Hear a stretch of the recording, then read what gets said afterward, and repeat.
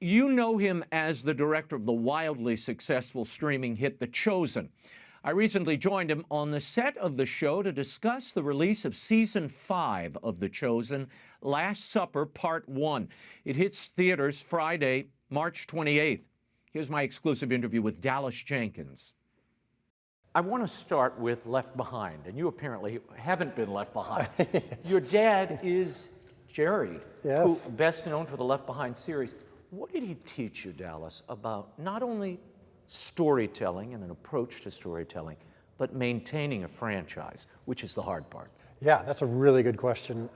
I got a front row seat to a lot of things with Left Behind that parallel what happened with The Chosen. And because I was there, I was able to learn a lot. Now, yes, being raised by a storyteller helps, of course. But I also saw how the Left Behind series started very small, started to grow, word of mouth started to grow, and then all of a sudden it exploded. And it became the thing, right? And I watched him not get more self-involved or arrogant or proud or self-reliant. It was the opposite. He got more humble. He got more surrendered, more desperate for help. And that was the biggest thing. And as we've seen this happen with The Chosen, where The Chosen started from nothing and then started to grow and then all of a sudden exploded, I was able to lean on him a little bit and go, I feel unworthy of this. What is going on here? And he said, welcome to the club. And I'm like, this reminds me of when you were on your knees this whole time during Left Behind, just asking for help to manage it. And yes, to your question, to maintain the franchise. And that's, I think the only way is to lose the ego the whole time. If I can maintain this surrendered posture that I found right before The Chosen when I had a big career failure. And I was like, I just want to be in your will. I don't care about the results. Well, if suddenly when the results start coming in and you start caring, you're back to square one. And God have mercy on my soul if I go back there. So I want to follow in his footsteps. Well, that surrender is a real strong theme, not only with yourself, with Jonathan Roumie as well. This idea, you were kind of up against the wall. You had this movie that didn't do what you wanted it to do, fantastic movie, you were with a big Hollywood studio. You said at that time you did not want to be known as a Christian filmmaker. And yet, following that, you're making these small films for your church. Yes. How does that add up? Well, some of it's about semantics and public marketing and whatnot. When you hear the term Christian film, Christian filmmaker, at that time, I was almost embarrassed by it because it brought with it a connotation. Well, it brings a bias among some people who don't understand fully what it is. Yeah, and they don't want to watch anything that's quote unquote Christian or faith-based. It implies that it's only for a certain group of people, and it also carries with it the weight of a lack of quality in a lot of people's minds. I mean, the faith-based, I've been part of it for many years, and faith-based film world and TV world has always been a little bit behind, so I kind of wanted to distance myself from that. And but yet, I still had a very strong passion for Christ-centered projects. I just didn't want them to have this label slapped on them that said, this is not for you. I surrendered all that. At the time, like you mentioned, I started doing these short films for my church, stories of Christ, but from different perspectives. This whole concept of not changing the story, but maybe telling it from someone else's viewpoint was an interesting way to kind of recharge the battery for those of us who've heard these stories so many times. Well, there was something you said at one point. You said you equated your journey to the feeding of the 5,000. Yeah. How did that eternal math work itself out in your head? Well, it didn't work itself out in my head. It was from somebody else. I was at home alone, literally drying my tears and my wife's tears as we were experiencing this career failure. And out of the blue, while we're trying to wrestle with this and wondering, am I supposed to be in this industry? And genuinely saying, maybe I'm not meant for this. Maybe I shouldn't be doing this. I mean, this was not that long ago. This is in 2017. And God just put it on my wife's heart, Amanda, as clearly as if it was an audible voice. Read the story of the feeding of the 5,000. So we're like, okay, we've heard this 100 times. Let's see what we can glean from it. What does God have for us? So we open it up and we're reading the story, and we're noticing a few things we hadn't noticed before, such as the fact that Jesus wasn't surprised by their hunger. He's the one who had actually been talking for 3 days. It was actually his fault they were so hungry. He brought them to the desperation point that they were at so that he could satisfy the miracle that they needed. So that was notable, but we couldn't quite glean what he had for us from it, and the numbers weren't growing like they did with the feeding of the 5,000. So we're thinking, maybe it's That's not for us. That night at 4 o'clock in the morning, while I am busy doing a post-mortem, trying to understand everything and writing out a big memo, I get a message from someone across the world, literally in Romania, who just felt led by God out of the blue to just, didn't say hi, didn't say hello, didn't say heard about your movie, just said, remember, your job is not to feed the 5,000, it's only to provide the loaves and fish.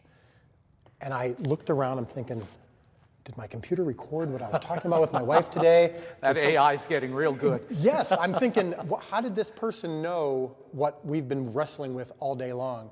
And I've met him since then. He was a guy I barely knew, just a Facebook friend.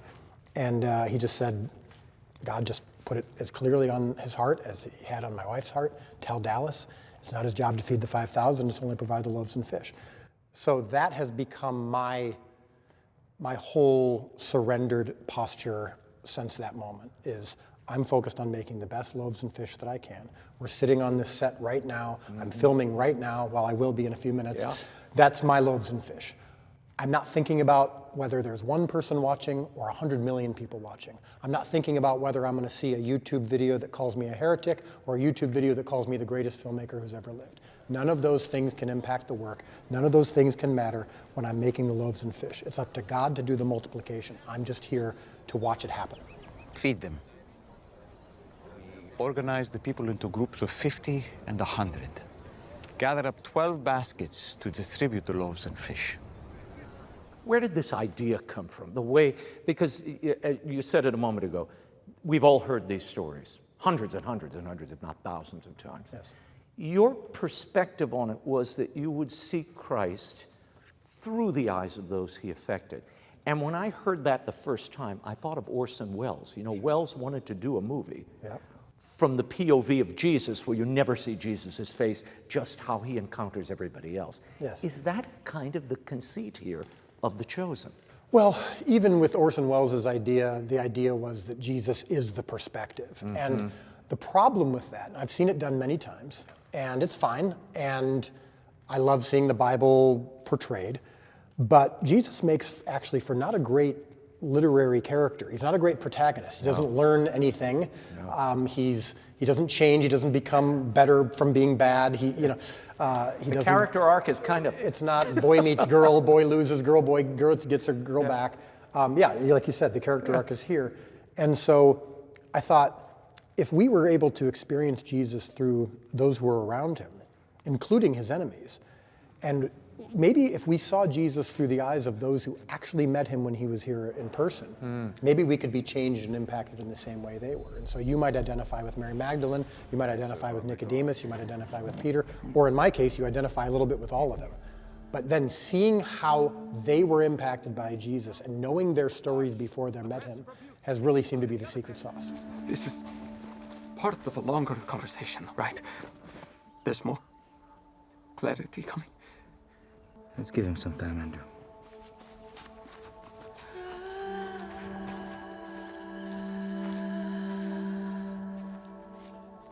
I love you. I don't identify with Mary Magdalene. I just want to go on the record and say that, okay? Maybe Nicodemus or one of the others, Okay. but not Mary Magdalene, All right, good to know. No demons cast out. Tell me about the process. I see you running around here. I know you were rehearsing, you're prepping scenes. You've got multiple stages here that you're working in, sound stages and standalone streets. How does the process work of actually writing the episodes? I know you write with 2 other collaborators. I mean, and we're writing right now. I mean, as we're filming season 5, in between setups, I'll sometimes go to my trailer and work on editing notes for season 5, notes on season 6 writing. Tyler, Ryan, and I are the 3 writers who write every word of the show. And we get together before each season, we plot out the major points, and we plot out the 8 episodes. And then they write the first drafts, and then get them to me, and then I put my stamp on it, and that's the final draft of it. But that process doesn't stop. The train has left the station and isn't going to slow down anytime soon. Tell me about this crowdfunding model, which is pretty extraordinary that you coined, but now you've gone to a nonprofit model. How is that working out? And B, do you have the money for the season you're currently shooting? Yeah, all right, all good questions. So The nonprofit model that we're in now came about because the free model that we had, where watch it for free, choose to pay for it or not, and that worked great. But we're a for-profit company in that we have investors, we have to have long-term sustainability. But that model, our goal is to get the show to as many people as possible. But when less than 3% of the viewers are actually paying for it, it's tough to sustain. Right. And the show's getting bigger. And you've got actors union and writers union struck, and the crew union struck. You have to pay more. So the nonprofit model became the only way for us to have long-term sustainability. So it's working great. We're about to complete our financing for this season. The nonprofit Come and See has ensured, they've said, look, we're going to make sure you get to keep on schedule while they raise money. Wow. We don't have a big studio or network behind us saying, here's your, we see this is going to work. We're going to write a big, $500 million check to make sure you're good. We got to keep. Well, I like it. It's a walk of faith, though. I worked for a woman, Mother Angelica, who founded a network, and this is how she operated. Yeah. She said, Providence only moves when you move. If you don't move, he won't move. Yeah. My wife calls it the manna program, which is every morning we come out with our hands outstretched for our daily manna. And God told the Israelites, don't store it up. If you store it up and start saving it for a future, I will make it rot. He wanted them reliant on him, and I think he wants us reliant on him for this as well. And that posture of, help me, I need help. Surrender. You've heard the critiques, and I've heard them too. There are people who love the story. Some say it's too colloquial. Yeah. Why is it so casual? Yeah. Did they really talk that way? Come on, Dallas. Yeah. You would say why? I would say they were human beings like we were. Jesus, of course, is fully human, fully divine. I believe in the hypostatic union, but it's very clear he was a Jewish boy born and raised in Israel, and there's no reason to assume that 2,000 years ago they acted like stained glass windows or statues. And I think sometimes we project onto them a formality that comes from a good place, reverence. We want to honor them, we want to respect them, we want to walk in their shoes, follow their steps. But I think the beauty of the story is that we're following the steps of people who were flawed human beings just like we were, needed a savior just like we do, had questions, doubts, and struggles just like we do. When you take that away and turn it into this formal, kind of distant thing, I think it actually not only hurts us and takes away from the power and causes some people, members of the church or people who've considered Christianity and then rejected it because they're saying, I can't relate to this. I can't live up to these saints. And you're like, no, they were like you. They just recognized their need for a savior. I've read a lot of commentary, critiques of the Chosen. People saying it works for this reason, it works for that reason. I want to know from you, why do you think it's resonating now more powerfully and frankly in a far larger way than when you started this project, when you first conceived it? The timing of this has turned out to be somewhat transcendent. I mean, our culture globally and here in the States is more tribal than ever. We have drawn very, very strong lines politically, even gender, even spiritually. And of course, ethnically and nationally, we've drawn just these really strong lines. And the moment you step outside of that line, you must be playing for the other team and you're not one of us anymore. You say the wrong thing, you're done, right? This is exactly the time period that Jesus came into. He entered a time where there were national, spiritual, religious, gender, racial lines drawn. And when Jesus came, they thought, he's going to be here to fight the war, to win, we're going to dominate, we're going to finally beat our oppressors. And I think that's what a lot of people today are wrongly looking for. And what they actually need, and what they're looking for without knowing it perhaps, is that Jesus' message of there is one Savior, and it's him, and he's not here to actually win a war. He's actually here to start a new kingdom in your heart. May the light of the Paschal feast burn within you, that with heavenly desires and pure minds, you may attain the festival of everlasting light, the kingdom I am bringing into this world. I think there's something about that that's resonating with people, and told in this human way. I hear from people everywhere I go. It's so human, it's so authentic, and that makes them then open to believing it's true. Because it doesn't feel fake, it doesn't feel presented, it doesn't feel performed, it feels authentic and real and human, and that makes people think, man, that actually could have happened, and maybe I can experience the same change and the same surrender that they did. Dallas, thank you for the time. Thanks so much for having me. Season 5 of The Chosen Last Supper, directed by Dallas Jenkins, hits theaters Friday, March 28th with Part 1 and then Part 2 on April 4th. For showtimes and tickets in your area, you can check your local listings and visit thechosenlastsupper.com.